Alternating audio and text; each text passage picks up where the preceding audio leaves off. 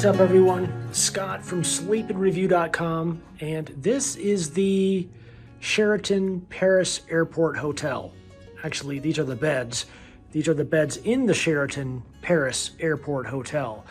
Charles de Gaulle Airport in Paris. This is the one attached directly to the terminal, Terminal 2, Terminal 2C to be more specific, and yeah, it's not bad. I've actually stayed here before, and it wasn't great. I knew that. You know, for being a Sheraton attached to the airport, I was always expecting something just a little bit more than this. This is actually it's a little bit small and run down for a Sheraton. At least one connected to such a major airport, such as the Paris Charles de Gaulle Airport. But if all you're looking for is to get some sleep, these two bad boys right here are all you need.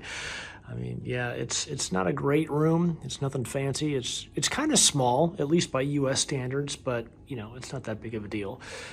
The bathroom is, you know, it's okay. It's, you know, it's a sink. It got a really deep tub here, which is really cool. And then this weird kind of, I don't know what you call that. I mean, it's a shower, but it's a little bit like a chamber of some kind, which is a little bit weird. And I haven't tried this yet, but the last time I stayed here, the hot water didn't work so well.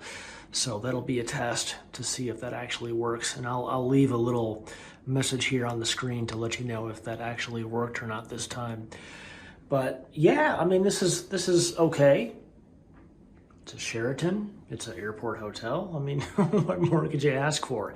One thing, though, that I really don't like about this hotel, which I just discovered on this trip, is that there are no US-style electrical outlets in here at all. I mean, they have the European-style outlets, and there's lots of them. There's no shortage of those at all. But you're going to need to bring an adapter with you because they do not have any US-style plugs here, nor do they have USB ports, which is a real pain in the butt. Definitely bring an adapter with you. You're going to need it. Got a little hot water maker there for you, and some cups and glasses, and I don't know, I'm not a coffee drinker, but, you know, I guess that looks...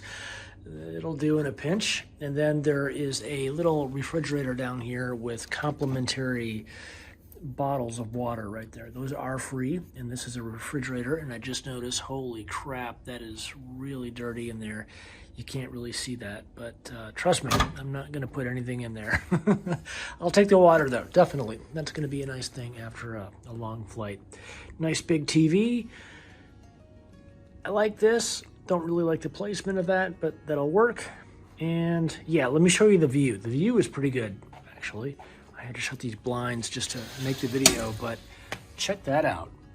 It's like right connected to the airport. Yeah.